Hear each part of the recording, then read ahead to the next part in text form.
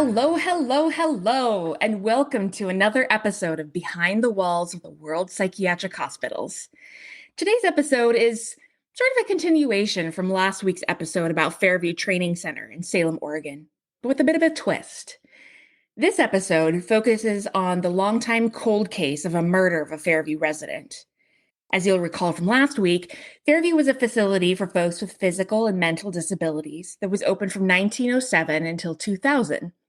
Although there were undoubtedly many staff members over the years who genuinely cared about the residents who lived there, Fairview was at the center of a number of investigations into patient abuse, neglect, and suspicious deaths. One of the most notorious incidents from Fairview was the murder of 18-year-old resident Janie Landers. Trigger warnings for this episode include references to child sexual assault and rape. Much of the information I got for this episode is from an A&E Cold Case Files episode from April 2022. Other sources included the Generation-wide podcast blog article about Janie Landers' case that was dated April 2nd, 2022, and several newspaper articles from the Statesman Journal and Capital Journal from 1979 and 2017. So come on in and get comfortable as we go behind the walls of Fairview Training Center. Janie Landers was born on February 20th, 1961 in North Bend, Oregon, along the southern Oregon coast. Her parents were Richard and Shirley Landers, and Janie was their second child after older sister Carolyn. Younger siblings Joyce and Charles came along later. They grew up in Coos Bay, Oregon, a town that borders North Bend along the coast. Coos Bay is known for its scenic rivers, where many folks go salmon and steelhead fishing. Janie and her younger sister Joyce, who is about 3 or 4 years younger than her, grew up playing together. Joyce said that Janie loved running and being outside. Despite the age difference, they played well together because Janie was showing signs of developmental delay. In essence, even though there were several years between them, they functioned around the same age. Janie also had some behavioral issues that emerged early in life. It was hard for her to sit still. She got upset easily and threw things, and she frequently ran away but always came back. In October 1968, when Janie was just 7 years old, her parents recognized that she needed more help than they could provide. They wanted to do whatever they needed to do to help their daughter and made the decision to send her to Fairview Hospital in Salem for testing. Janie had been previously tested and found to have a low IQ and showed some symptoms of mental illness. At Fairview, she was diagnosed as mildly mentally retarded. They said Janie loved to color, although she could not read well, and she was a very kind and loving child. Her sister Joyce recalled that every year her parents would ask about when Janie could come home, and the hospital would say she needed additional testing or to take a particular behavioral training class. Just one more year, they said over and over, just one more year. In the summer of 1976, Janie's parents got divorced. Her mother, Shirley, got full custody of Janie's older sister, Carolyn, and her younger brother, Charles. Richard, her father, got full custody of Janie and her younger sister, Joyce. Sometime around this time, though, Janie became a ward of the state. By 1976, she'd already lived off and on at Fairview for 8 years. As Janie got a little older, she was able to live in a group home near Fairview with other teens from about her age. She had a little more independence, but still had structure and supervision. She seemed to have a problem with one of her roommates, Cheryl, and Cheryl's older boyfriend, Ray. There's not a lot known about what happened exactly between Janie and Cheryl, but one day, toward the end of 1978, tensions increased, and Janie dumped a pot of hot chili on top of Cheryl, resulting in severe burns. Janie was immediately moved back to Kosher Cottage at Fairview on December 27th, 1978. The fallout from the hot chili incident not only resulted in Janie being returned to the facility, but she was later threatened by Cheryl's boyfriend, Ray Wright. He did not hold back in expressing his dislike for Janie and even threatened to kill her. For the previous year or two, Janie had gotten individual therapy from one of the staff at Fairview named Bill Graff. Graff seemed to enjoy working with Janie. He said in many ways it was like working with an 8 or 9-year-old, even though she was 18. But on March 9th, 1979, Graff had some bad news for her. Due to a change in her insurance coverage, he wouldn't be able to provide individual therapy for her anymore. Janie was clearly upset by this news, so she stormed out of the classroom and started walking in the direction of Kosher Cottage. This was just before 2 p.m. on March 9th, 1979. When Janie didn't show up to her class and her roommates said she had not returned to the cottage, staff began searching the grounds for her. If you were able to look at the pictures of Fairview that I posted for the last episode, you would have seen the property is fairly large and wooded in some areas, so it may have taken staff a while to look for Janie. They also called the police to report a walkaway from the facility, and they called Janie's family just to alert them that Janie had left the facility and they were looking for her. She had done this before, so although it was worrisome, they imagined she would come right back. While police searched the premises, they also talked to the last person known to have seen her, Bill Graff. He told the story about Janie getting upset and storming out of his classroom, but police appeared suspicious of him. Did he know more than he was admitting about the missing 18-year-old? Sometime around 2 p.m. that day, a psych aide named Leona Weiss was heading to her PM shift at Fairview. She liked to arrive early, and so she was driving down the main road toward the hospital when she saw a young woman she recognized as a resident walking along the road. She also saw a man she didn't recognize who was out of his parked car and walking across the street toward the resident. What is he doing, she thought. What does he want with her? Leona had half a thought about picking the young woman up, but Fairview had strict rules against residents riding in staff vehicles. She decided that the best option was to keep going and alert security when she arrived at her building, which she did. When Leona talked to the police officers later, she described the man she saw as 35 to 40 years old, wearing a t-shirt and jeans. He was about 5'8" to 5'10", with a pot belly and shaggy hair. The officers must have just looked at each other. She seemed to be describing Bill Graff. Leona also told them there was the man was driving a four-door gold sedan. When officers returned to the site, no one was there. Complicating matters was the fact that there was no restricted access to Fairview. Anyone could have been driving on that road at that time, and it would be difficult to find other suspects. After the search ended, police began running background checks on employees. Their search didn't show any obvious red flags, even though there were a few folks who had sex offense crimes. However, it's important to note that Oregon didn't have a sex offender registry in 1979. This would have certainly complicated their efforts. Bill Graff was given a polygraph, which he passed, and he was eventually eliminated as a person of interest in Janie's disappearance. 5 days later, on the afternoon of March 14th, 1979, two landowners off Highway 214 near Silver Creek Falls State Park were on their way to spray a Christmas tree field when they spotted something strange along the side of the dirt path. It was the body of a fully clothed young woman lying face down in the bushes, an arm by her face. There were stab wounds visible on her neck. They recalled the story of the missing young woman and immediately called police. Once authorities arrived, they found Janie's name and the name of her cottage stenciled on the clothing. They were confident they had found the missing resident. Initially, police believed that Janie had died from the stab wounds to her neck. Her autopsy, however, indicated that the cause of death was blunt force trauma to the head. She had been hit 3 times with an object that was not found at the site. This was most certainly a homicide. Her autopsy also showed that her stomach contents were consistent with the lunch served at Fairview the day she disappeared, leading investigators to believe that she had been killed the day she went missing.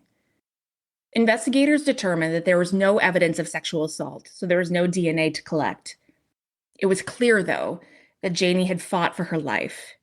She had defensive wounds on her arms, had lost an earring sometime during the attack, and had 3 strands of her killer's hair still clenched in her fist. Due to the minimal amount of blood at the scene, investigators were able to deduce that the Christmas tree property had only been a dump site. Where she was actually killed was still unknown. Now, to back up a little bit, Fairview was located on the southeast side of Salem near the airport. Highway 22, which I drove for years and years, is a straight shot farther southeast from the old Fairview site to the turnoff to Silver Creek Falls. It would have been less than a 20-mile drive for the killer, and very rural.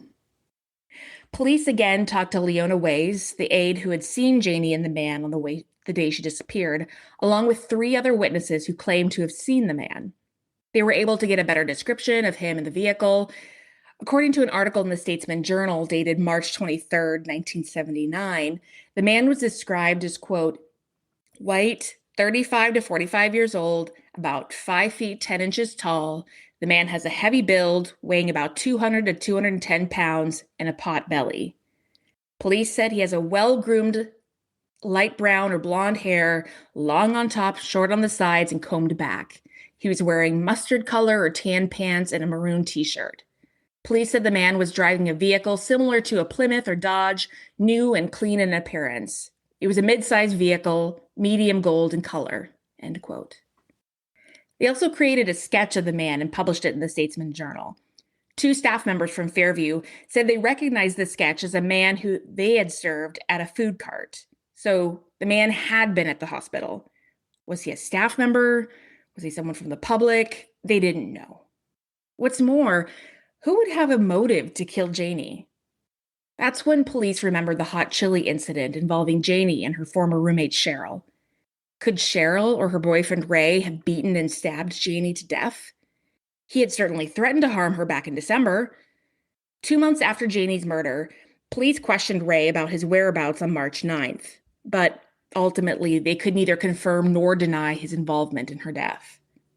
Months went by without suspects. Then a year. By 1981, Janie's case was cold. Her family checked in periodically with police, but they didn't have any updates. More years went by.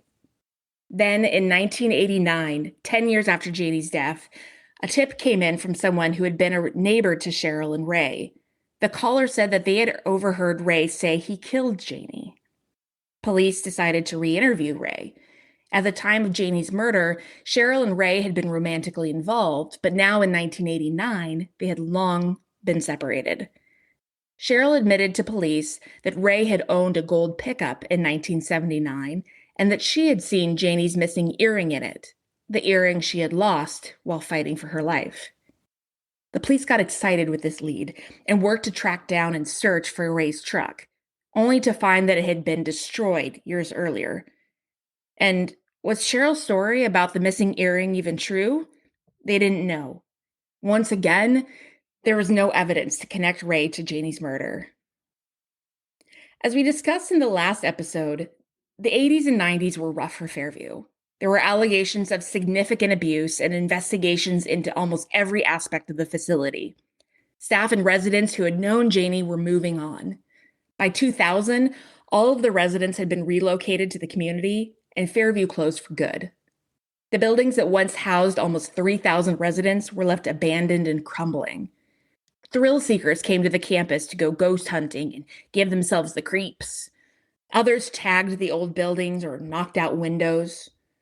By 2015, the Fairview campus looked like a ghost town.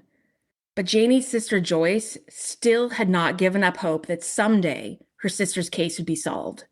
She knew that other cold cases had been solved thanks to advances in DNA technology and hoped that it might be able to do the same thing for her. She called the Oregon State Police and asked Detective Steve Hinkle to reopen Janie's case. And to her surprise, he did. Since there had not been a sexual assault at the time of Janie's murder, there wasn't any obvious saved DNA to use for comparisons. But Detective Hinkle didn't let that stop him. He reviewed Janie's case file, paying particular attention to the crime scene photos, when he noticed a detail that had been previously overlooked.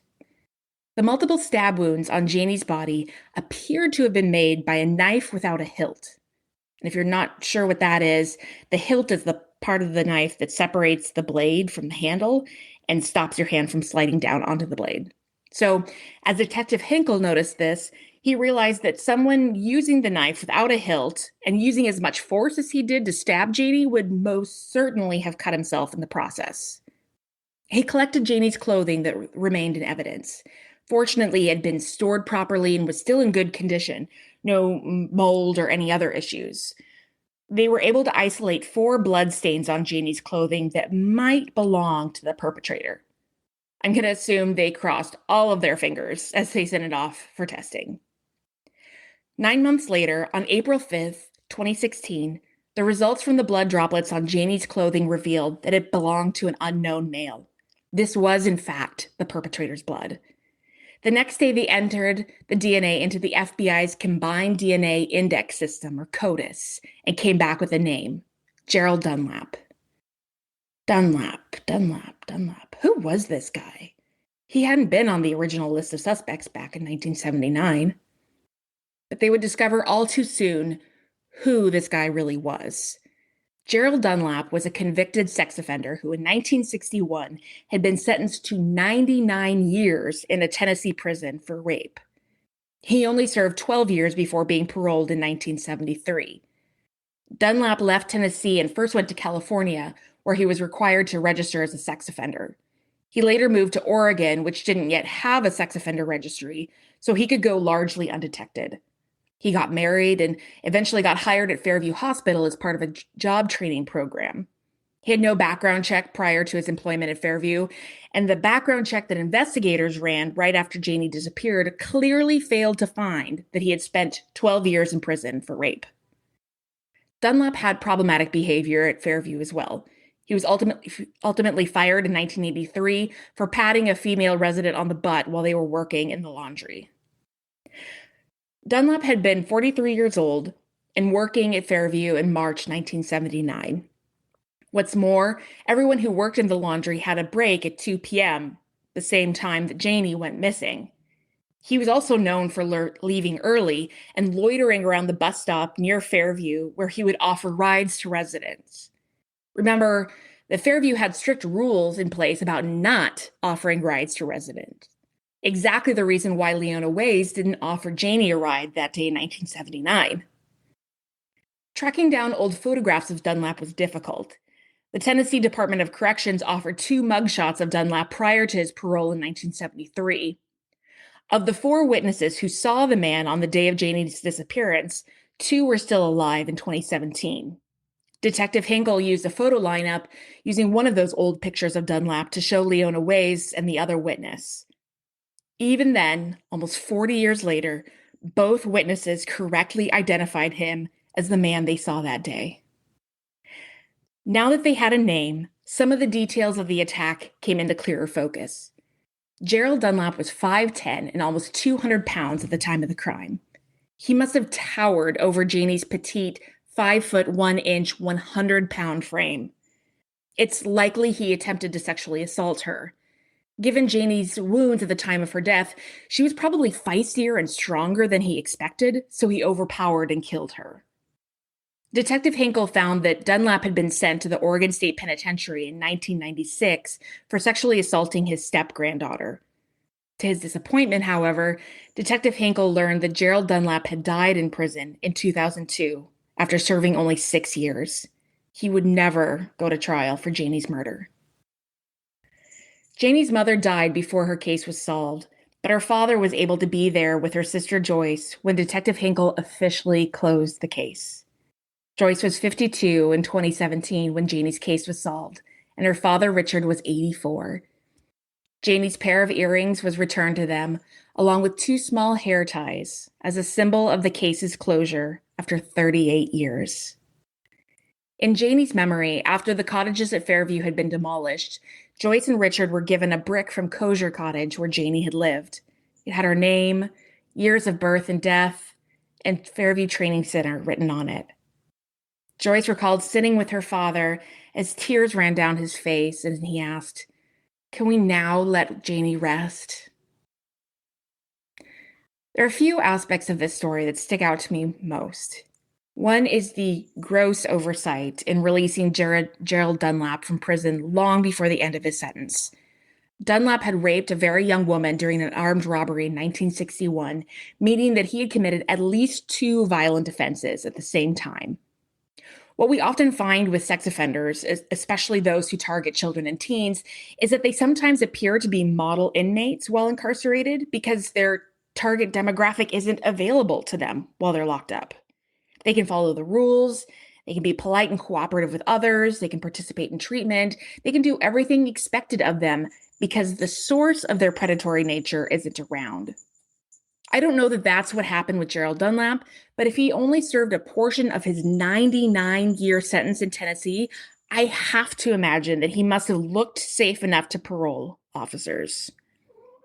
It's absolutely tragic that the decision made by the parole board would lead to Dunlap leaving a trail of victims in his wake, including the murder of Janie Landers. Obviously, he was someone who was unable to be rehabilitated. And I'm so sorry to learn about the other women and girls he victimized along the way. But I'm so thankful for the incredible act of courage that it took his step-granddaughter to not only report him as her abuser, but to endure the trial so that he would ultimately spend his remaining years in prison. I hope that she knows how brave she was in doing that and how she very likely saved others from his violence. She is a hero. What also sticks out to me in this story is the guilt that Leona Ways must have experienced after Janie's body was found. She briefly discusses this in the Cold Case Files episode, but I imagine it took years and years for her to be able to talk about it at all. She says it haunted her. Had it been me in her shoes that day, I would have ruminated about what I could have done or what I should have done. Should I have broken the rules and offered her a ride? Would Janie still be alive if I had just done X or Y or Z? But I'm also a firm believer that we do the best we can in the moment. When Leona drove by, she didn't detect an immediate threat to Janie. There was no way for her to know what would have happened. For all she knew, the man could have been someone Janie knew and trusted and was expecting to see.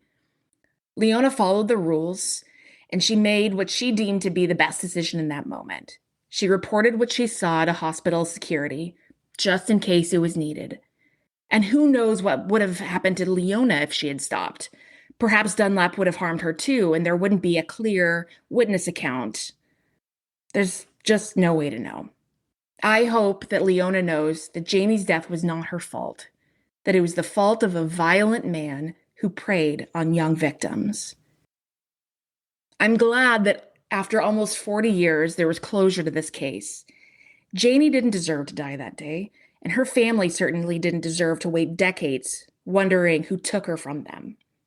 If you'd like to learn more about this case, I encourage you to check out the A&E Cold Case Files episode from April 2022 on Janie Landers' case. There's also a comprehensive Statesman Journal article by Whitney Woodworth dated November 8, 2017 that provides an overview of the original offense and how Detective Hinkle solved the case. I encourage you to check those out to learn more. Janie's story is an excellent example of how advances in forensic technology can help solve these long-time cold cases. It's the very practical embodiment of Maya Angelou's wise words. Do the best you can until you know better. And then when you know better, do better. Until next time. Thank you so much for listening to Behind the Walls of the World's Psychiatric Hospitals. Once again, I'm your host, Dr. Sarah Gallup. Cover image is by Christopher Payne. Check out my website at behindthewallspodcast.buzzsprout.com. Follow the podcast and learn more on Facebook at Behind the Walls Podcast and Instagram at Behind the Walls Pod. For questions or recommendations, email me at behindthewallspodcast@gmail.com. You can find new episodes every Monday on Amazon Podcasts, Spotify, Stitcher, or wherever you're listening right now. If you like the show, please rate, review, and subscribe on Apple Podcasts. It helps other people find and listen to the show, and I would be so grateful. Please stay tuned for more episodes of Behind the Walls of the World's Psychiatric Hospitals. Until next time.